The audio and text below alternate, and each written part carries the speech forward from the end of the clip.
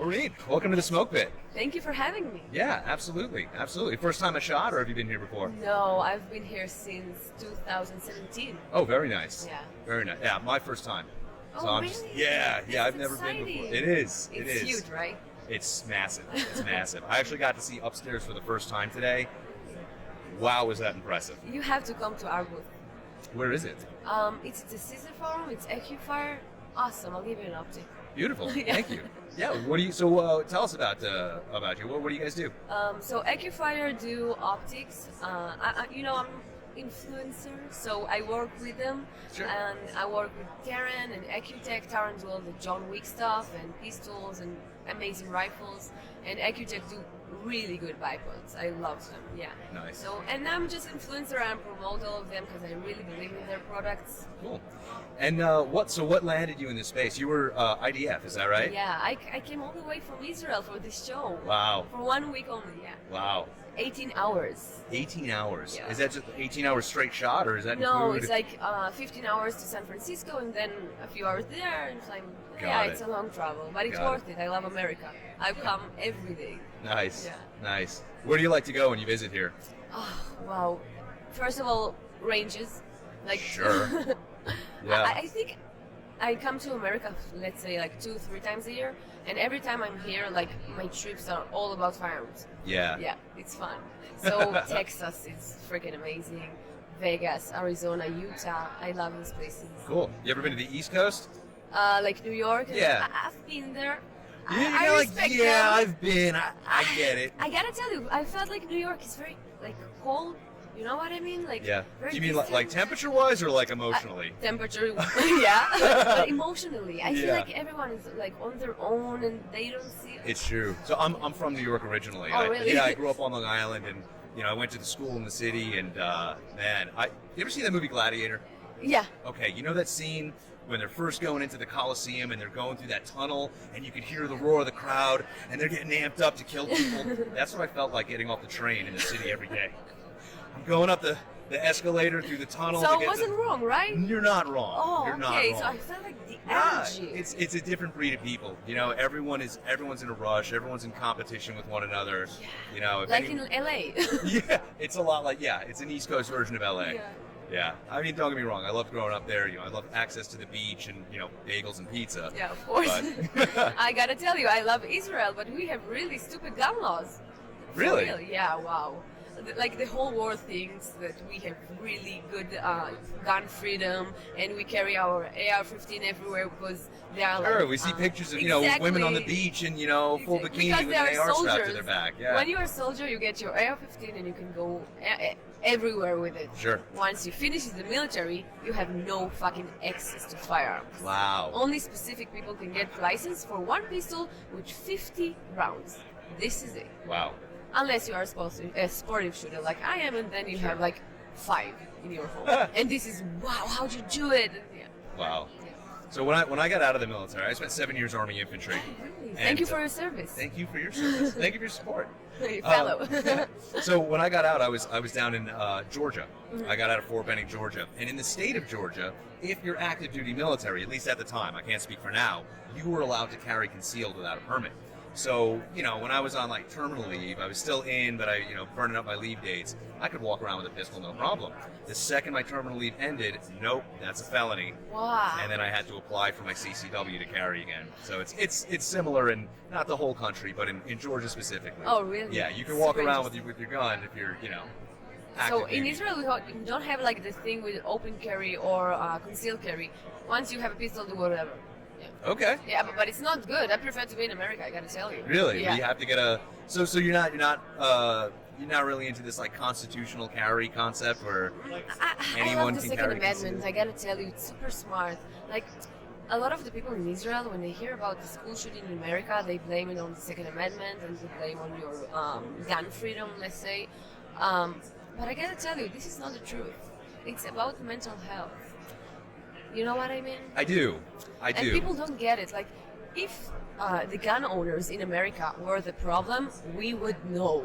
Yes. You know what I mean? Yup. You are not the problem. And they always tell the gun people, you have huge black market in America. But in Israel, we have only 100,000 people who can carry legally pistols. But we have more than 500,000 illegal firearms. You see?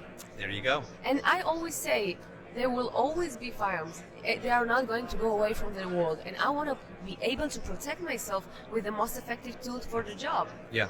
Yeah. It's like they say, you're not gonna make, antelope safe from the lions by taking away their horns. Exactly. It doesn't work that This way. is a great, Yeah. I like it. Yeah, it doesn't work that way.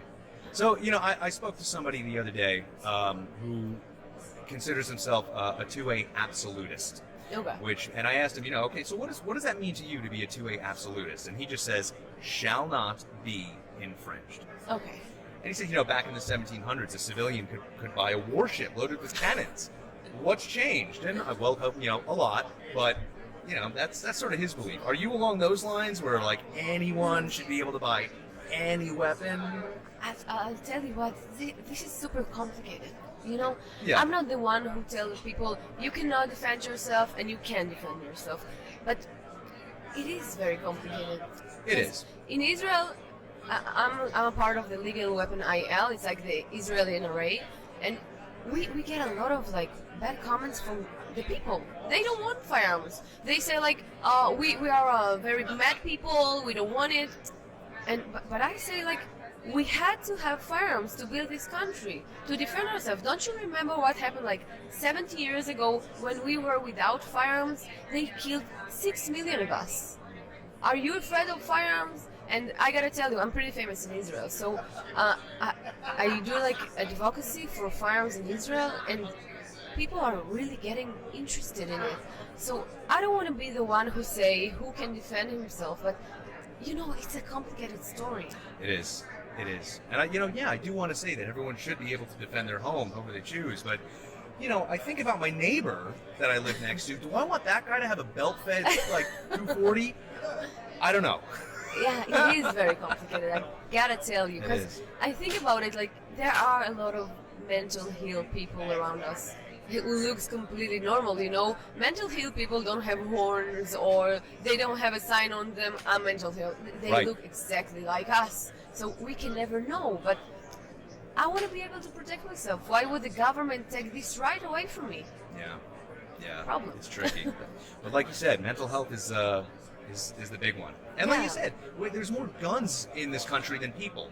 So if the guns were the problem, there'd be a lot more dead bodies. Exactly. Not to say that shootings aren't a problem here. They are. But is the problem the guns, or is the problem mental illness? I 100% it's about mental illness, because I gotta tell you, I started my firearms journey when I was in the military, because we don't have like gun culture in Israel. Right. And the first time I wore uniforms and held a gun, I felt like I can defend myself, like I can defend my country. And it always sits like on a trauma, on a childhood trauma. I was like abused when I was a kid, and there was no one to save me. Right. And then I understood that if you don't stand for yourself, no one will. No one wants to, to get into dark places for you. You have to be the one to protect yourself. Yeah. And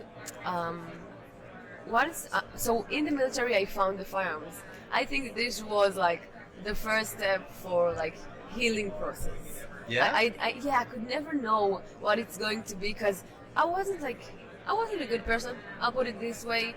Not because I was a bad person, but I didn't take care of my wounds when I was a kid. Like, I was sexually abused from the age of 7 until the age of 17.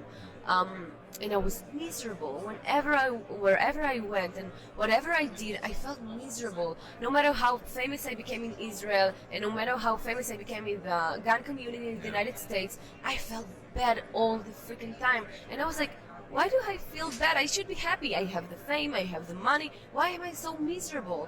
And then it happened like 3.5 years ago when I met my husband, and I did something that really hurt him. And I was like, why are you mad? Like, I thought everyone do it, no? And he goes like, no, you gotta tell me the truth. And I was like, truth? Are you serious? This is scary.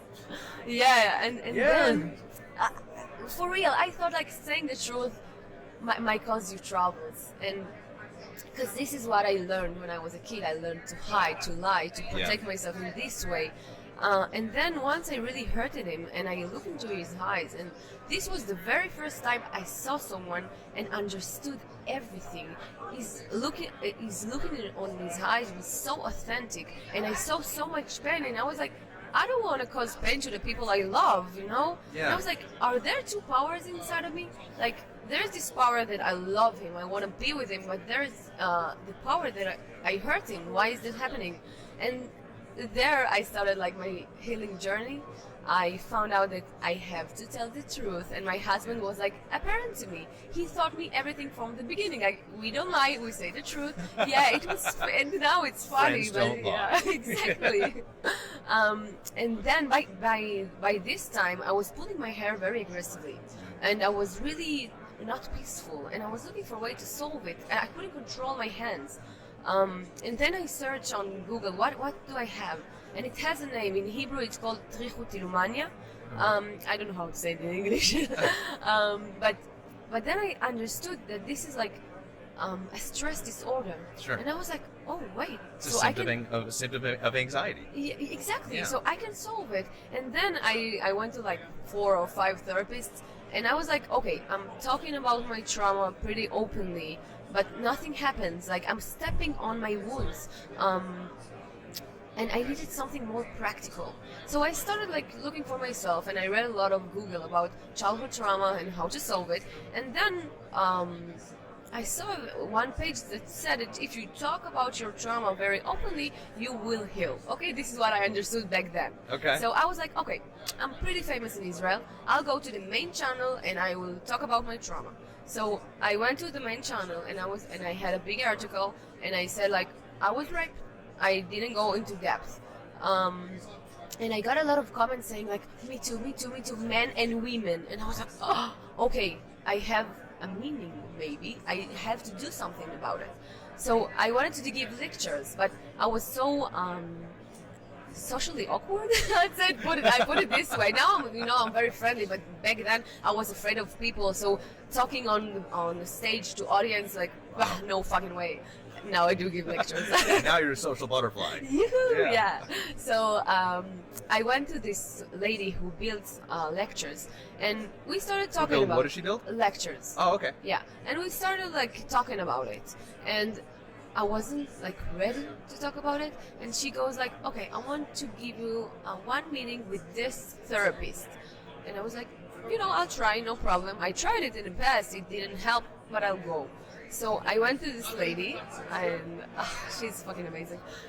And I went out of her room, and I was like, wait, life was that simple, and nobody told me. And I remember this moment like it was yesterday. I was mind blown. Like, everything is so freaking simple.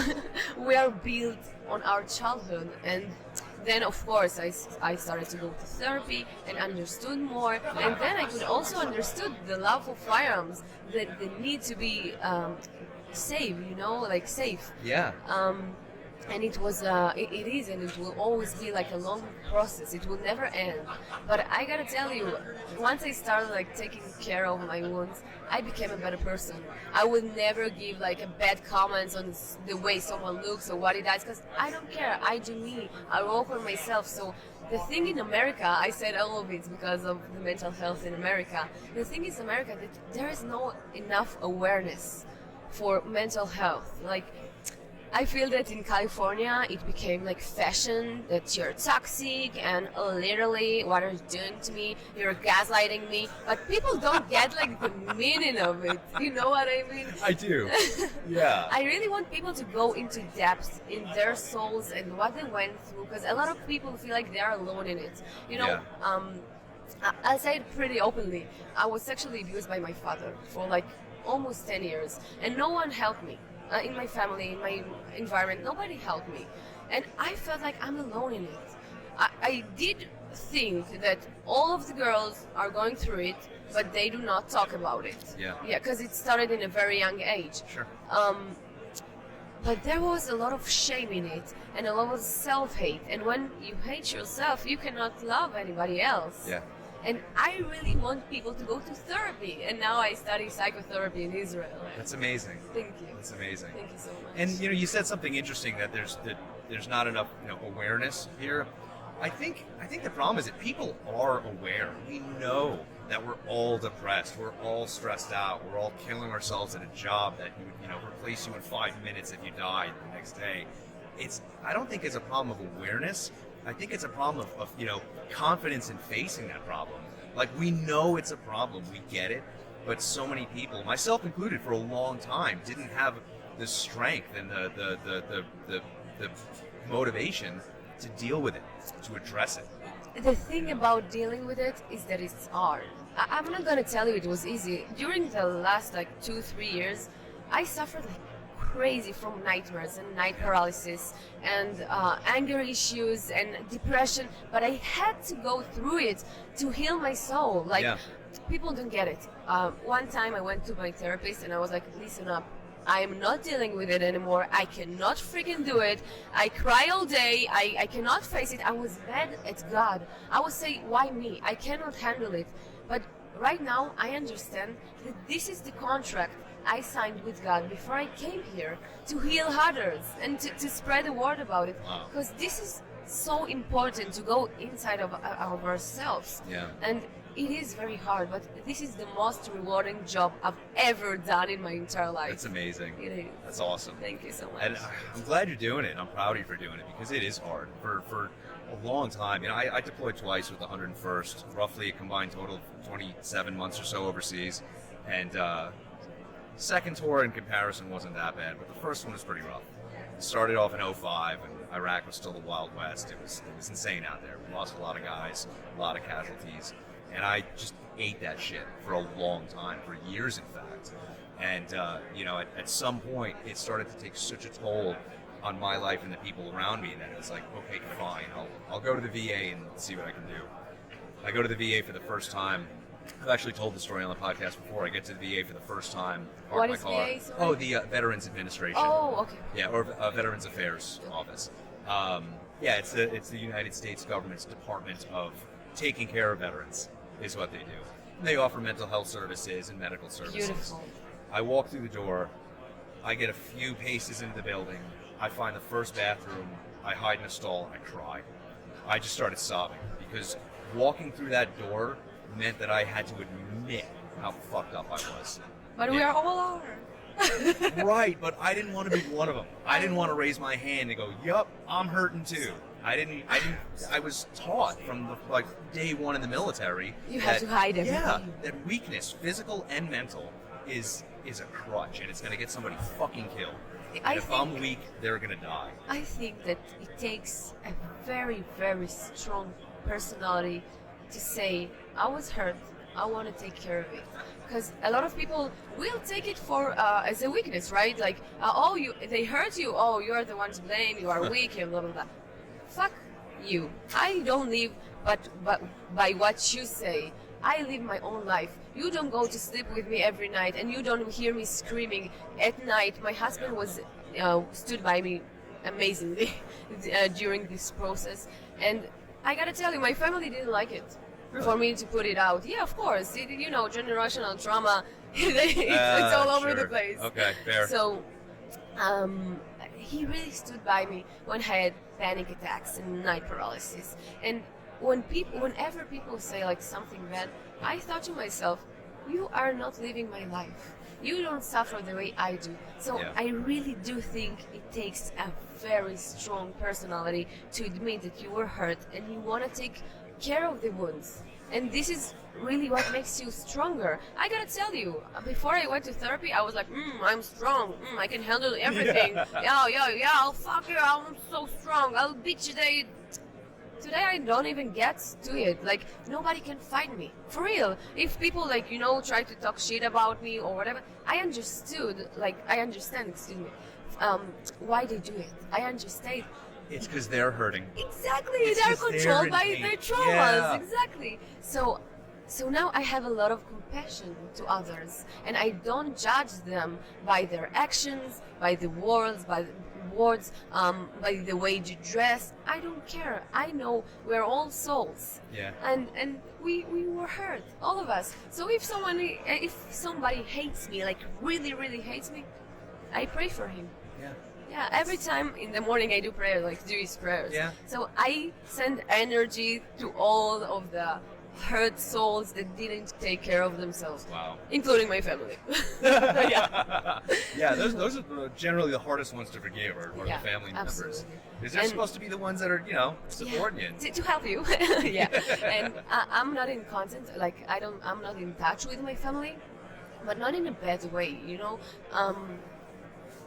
I don't like to put it like toxic, because Americans love to use it like literally. They are so We toxic. overuse the word a little Yeah, bit. and gaslighting me, but sorry that the Californian Every time you thing is- use that term gaslighting, ironically, I laugh. That's great. It's the face you make when you say gaslighting. the gaslighting is so Gaslighting bad. is so like, much dude. right now. Like, oh my god, I can't even. So the thing is that I feel very compassionate about them. Like, I feel sorry, but not in a bad way for them. You know what I mean? I do. They're just not good for me. Sure. They take a lot of energy from me, and I'm not even talking about like the financial aspect of it or any other aspect of it. Like, they drain me. And it's not because they are bad. I don't believe that in this world we have good or bad. Like, we have bad inside of good and good inside of bad. Okay. And if you don't take care of your childhood trauma, and you then take care of the wounds that this world caused you, you will suffer. And the people around you will suffer. And this is why I'm not in touch with them. I do love them. I do pray for them. But we cannot be in touch. I gotta tell you, this is something very happy. My mother is going to therapy now. She was addicted. She was addicted to like medicines, and now she's going to therapy with me for already like 1 month. And Yeah? this is amazing. This is a miracle, for real. Oh, that's amazing. Yeah, and Good for her. yeah, and I gotta tell you, my father passed away almost 10 years ago, okay, from cancer. And by the time I started, like, my healing process, somebody told me, you have to forgive your father. And I was like, what is forgiveness? Like, in Christianity, in Judaism, wherever, they tell us to forgive, but nobody taught us how to forgive. And I was like, this is a very general idea. What is it to forgive? And then somebody told me, your father passed away from cancer, right? And I was like, yeah. And he told me, men who die from cancer pretty early are more likely to suffer from a very bad childhood trauma. And then I felt like a little bit of compassion, sorry. And I was like, ooh, what is this feeling? Is this forgiveness? Yeah. And I just fell in love with compassion ever since. I did my research, and I understood that my father was a kid that was raped. And back then, in the 50s, you couldn't say it. He was like a macho man, and Yeah. he couldn't put it out. And this is not an excuse for what he did to me, but this was the way I could forgive him and let go. And once I let go and forgive, I can control my life, and he won't control my life anymore. And the thing is that he never say sorry. He never wanted me to forgive him. But when I understand why it happened, and when I understand that this is generational trauma, and I'm the one to break the chain, like, I wake up in the morning every day, and I'm like, I choose life. I choose to go to therapy, and I choose to live healthier life and not like to be toxic, because I want my kids to have an amazing life, and I don't want them to suffer from what I suffered. I gotta tell you, I didn't want to have kids before I go to therapy. Oh, wow. Yeah, because I thought, okay, so if he did it to me, I have chances to do this to them, so I don't want kids. And I never understood that if you hate something or you feel disgusted by something, there's a trauma around it. And I really feel that breaking this chain, the generational trauma, really made me happy. It is hard, and if I know how hard it is and how strength it takes to choose life every day. How can I be mad at my parents that they couldn't do it? They had no awareness, they had no chance. So it was on me to break the chain, and this is the contract I signed with God. Yeah. Good for you. You may very well be a better person than I am, because I'm not there yet with the whole forgiveness thing. I don't feel compelled to forgive. I'm happy to move on I don't know, kind of in my own way. You know, I'm just more of a break contact, move on and forget kind of guy. I gotta tell you, it's not about like, hey, I'm better than you, you're better than that. We have our paths. Sure.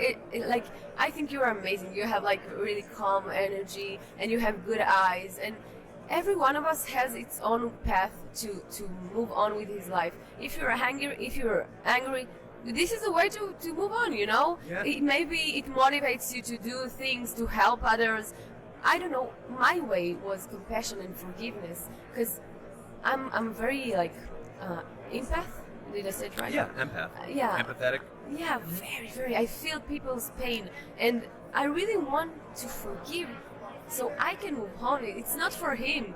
The action was already done. Yeah. If you want to suffer from it now, it's up to you. But I didn't want to suffer it for anymore. I want to have control over my life, but not like in a controlling way. Sure. In a controlling way. I wanted to be a better person.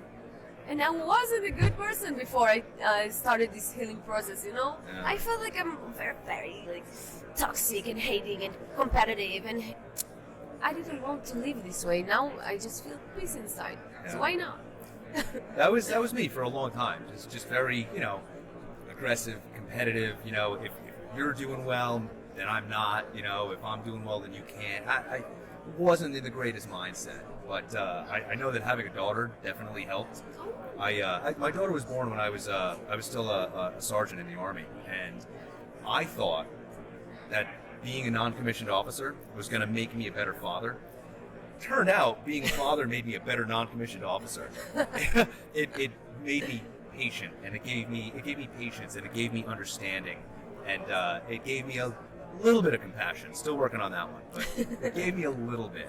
And I mean, to be honest, I don't think it was until my daughter turned maybe 10 or 11 that I really started to think about my relationship with her as like human being to human being, instead of like, I hate to say it, NCO to soldier. Oh. And yeah. Wow. And she's going to be a soldier for sure. yeah, you know, I'm sure she'll grow up and look back at her childhood and go like, wow, that was fucking hard. Made me strong, built character, but that was fucking harder than it needed to be.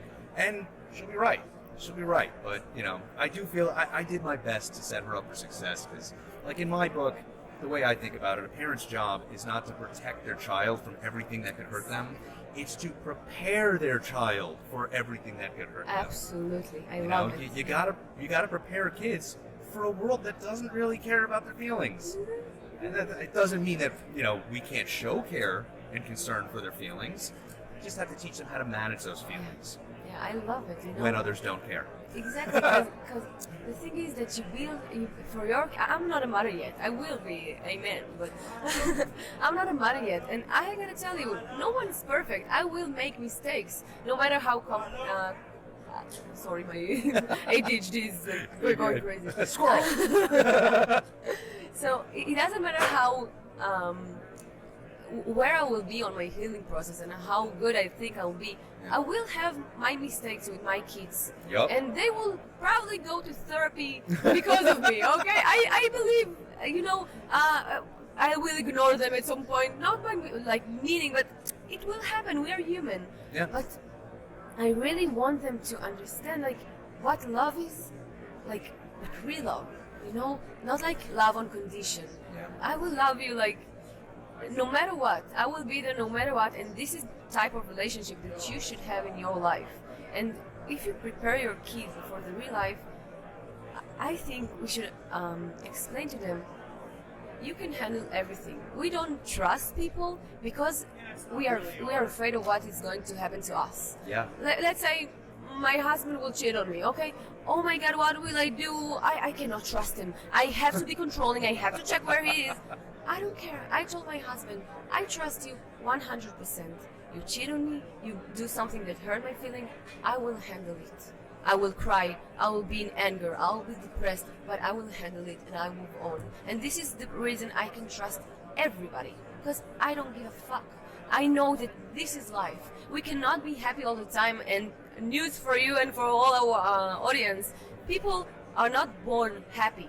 Okay, on the movies, No, they show us you're born kicking and screaming and crying, gasping for breath. Exactly, and this is what I'm saying. Like we weren't born to be happy. For real, people aren't happy. We have to work on it. And when you have peace inside yourself, everything just became easier. Like, you know, I love talking to you, and I love talking to them. And what other things doesn't bother me anymore, because I enjoy my life. Yeah, I've got my own peace. Exactly. You know, if you don't have yours, sorry, but I've got mine. I'll pray for you, though. Oh, I love that when someone says, "I'm gonna pray for you." It's like such a polite way to say, "Man, you're fucked up." Yeah. Yeah, it is. I gotta tell you it is. Because people don't understand it, but we're all fucked up, okay? Yeah. This world is not always nice. Not at all. And we have our story. And once I understood that the fairy tale about the perfect family didn't happen to me, I was really depressed. I was mad. I was like, how come? I want a perfect family. I want the perfect brothers. I want the perfect parents. How come it didn't happen to me? The world promised me. Disney promised me that I'll find a prince and I'll live happily ever after. But this is. Disney let us down, man. Yeah. They do a horrible They job. set with us up for failure. They Yeah, set us up for exactly. disappointment. So once you understand that you are not alone in this fucked up world, Yeah. it makes it easier, you know? We're all fucked up. Show me one person who doesn't have trauma, who doesn't have to like work on themselves. Yeah. If someone tells me, I'm fine, I don't need therapy, probably he needs therapy Yeah, even Roger, more. and I don't need food. Okay. I love it. Exactly. It's like we just have like, you know, we imitate behaviors from our parents. Okay, it doesn't have to be like huge trauma. People see my trauma as a huge trauma. I don't see it like as a huge trauma. This was my reality. This is what I grew up with. So I didn't know anything else. For me, it's not a huge trauma. I just needed to work at it. And if you imitate bad behaviors from your parents, you probably want to work on it to be better for your kids, to be better for yourself, for your environment. And this is why I say Americans and Israelis, please all go to therapy. It's fucking amazing. Psychotherapy. I'm a student now. I study psychotherapy. It's fucking amazing. That's awesome. It's a very practical way to change your life. It is. It is. It's not just your life, but your entire state of being. Exactly. Your mindset, your way of absorbing things, your way of putting things out there, your way of processing. It's whole body healing, you know? Yeah, you can feel You can it have the and feel fittest it. body in the world, but if this is fucked up, what good is it? Yeah, you will suffer. And you will wake up at the age of, let's say, 80, 90, and you will be like, fuck, I missed my life. I gotta tell you, I woke up, let's say it like this, at the age of 26, and I was like, fuck. I really lost a lot of time of happiness. And now I'm like, in the moment, you know? My friends were joking at me that I was like the chillest bride in the world. Like, I was like, okay, we're getting married, that's fine. He did everything. and people came to me and said, how you're so calm? And I was like, right now, I'm with you here. Why would I be like excited or in stress or fear from something that is not here in this moment? And once I'll be on the chuppah is like in the Jewish ceremony wedding, we walk on the chuppah. Once I'll be on the chuppah, I'll probably be excited and happy and I'll feel all these feelings. But right now, I'm here with you. We're talking, we're doing things. Why would my mind be bothered at something that is not existent right now? I've tried to pass that message on to a lot of people. Like, if it's not right in front of you, chill the fuck out. Yeah, Like, let's deal with it when it gets here. There's no point in, shooting at something that isn't within range of your weapon system, you know? I love it. If it's outside of your max effective range, don't put rounds on it, because those rounds aren't going to hit the target. Oh, I love this analogy. I love it. Yeah, feel free to use it. I'm going to use use it with it. your patience. Thank you so much. Yeah, absolutely. Look, end of the day, we're all human beings, and we all have breaking points. Exactly. And ultimately, we're all going to reach those breaking points at one Absolutely. point or another. You can either, put your guard up and go, no, not me, I'm not going to, or you can be ready for it, you can prepare your mind for it, Exactly. and know how to deal with it, And because you understand can that you have train. no control over nothing. We have zero control on people and events and what's going Yes. to happen to us. When you release this controlling personality, oh, you are in peace. You understand that nothing is my hand and I will deal whatever. But right now, I'm in peace. I'm not trying to control what you're going Yeah. to say. I'm not trying to control my husband. Like, where are you going back? Yeah. No. You do you. I'll do me. If Yeah. you're happy with me, we'll be together. And I will make you happy because you are important to me. But I will not try to control you. This Beautiful. is very important. And I love the Second Amendment. Did I mention it? We came here to talk about firearms, right? Yeah, yeah. And we went to mental health. Well, I mean, unfortunately, the two go hand in hand. You know, It you is. can't really have the conversation about firearms without addressing mental health, Yeah, which so- I think personally is the biggest threat to the firearms community. Oh, absolutely.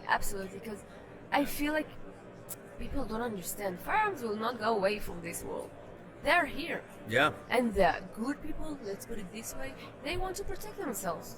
yeah. And this It's is true. complicated because there are bad people who will take those firearms and do like school shooting and terror attacks.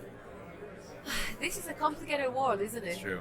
But you know what? If they didn't have a gun at home, they'd grab a knife, or they'd get in their car and they'd mow down a bunch Bare of people, hands. or they'll build a bomb in a shack in the woods and bomb a university.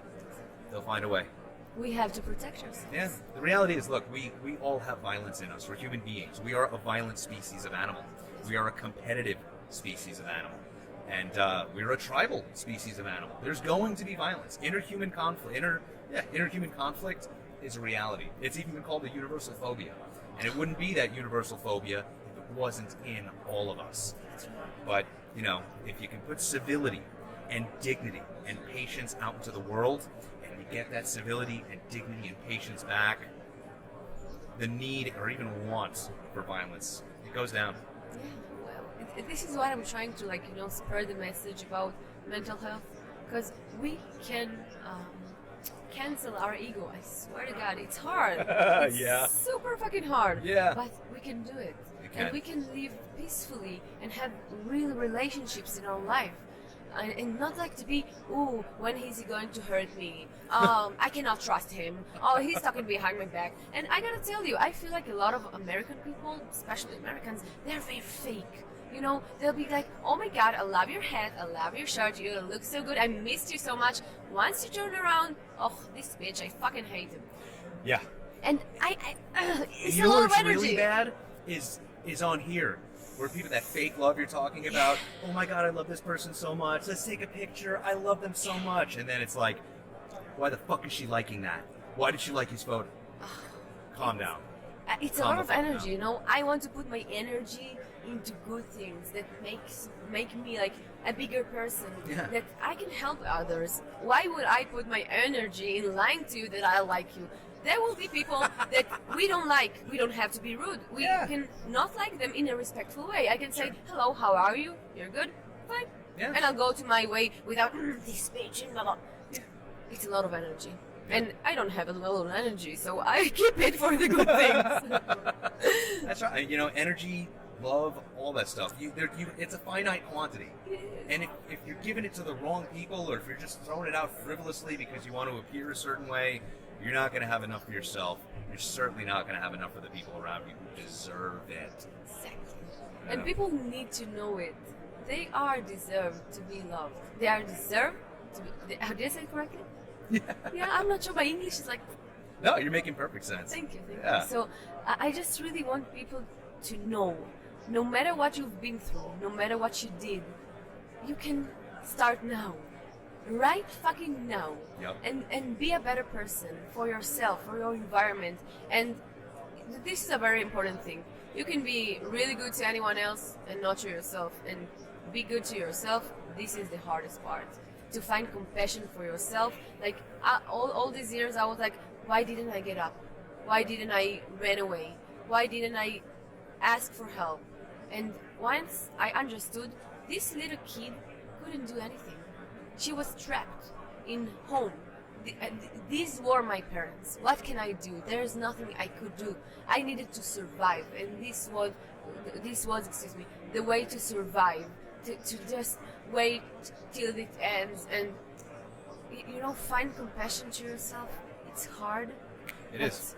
But it's really rewarding because then you're not mad at anybody else. Like, people can talk shit about me in front of my face, and I will say, I pray for you. I'm glad you said that, because I felt that for a long time, where like there were times where I didn't have any love for myself, I didn't have any respect for myself, and the only reason I didn't quit was because, you know, my time in the service beat into my head that every second of the day, the guy to my left and the guy to my right is counting on me. And there's nothing worse in the world than letting them down.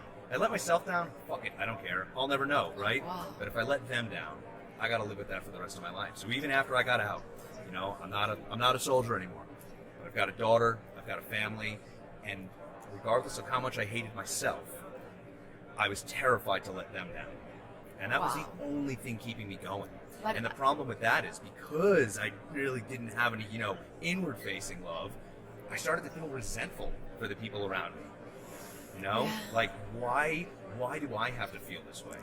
You know, why me? Why am I giving so much of myself to you and nothing to myself? this is really And it's bad. not until you start to love yourself, you start to respect yourself, that you can let that resentment go.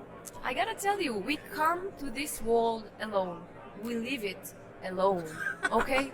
During the time we meet people, we will make them happier if we will be really happy and in peace with ourselves. And you cannot be mad at yourself. You did the best you could at this time with the tools you had. Let's say now, I'll put it this way. The only tools I had when I was a kid was to stay silent and not run away and wait till it ends and whatever. How can I be mad at this little kid? I cannot. I cannot judge her. Yeah. And I have here the tattoo of me hugging my inner child. Oh my Yeah, God. 'cause I make peace with myself, and this was the hardest thing. Like, you cannot cancel yourself and be good to others, because it will be like, okay, I was so good to them, and now they're bad to me, but they own me. Like, no one owns you nothing. And when you're good to yourself and you do good from a very like pure place in your heart, you understand that no one owns you nothing. Yeah. And it releases you, you know. And when you're in peace, you can give them from a very healthy place and not from a toxic place to like satisfy everyone and be a people pleaser, because we cannot live long like this. I promise you. I know. I know. And we understand, and we need to think, what do I get from being a people pleaser? You know, because this is a way to survive. Because you get a little bit of love, a little bit of like, you know, thank you. Yeah. Okay? And then you're, it's like an addiction. Yeah. It is an addiction. Yeah. So once you understand you cannot be a people pleaser, your life go in a better way. It's true. When you're a people pleaser, you're living thank you to thank you, which is no different than like scrounging along, living paycheck to paycheck. And it's drugs. hard, or drugs. Exactly. Living hit to hit, jab to jab. It's painful, and it's hard, and it's tedious, and it's a constant hustle. And the thing is that we become people pleaser because in our childhood, our parents, not to blame them, but our parents gave us love only if we did something. Like, you clean the house, oh, you're such a good boy. You did something for them, then you get the love, and then because you provided value. Exactly. And if you love your child, like, unconditionally, they will grow up understanding that they don't have to please anyone but themselves.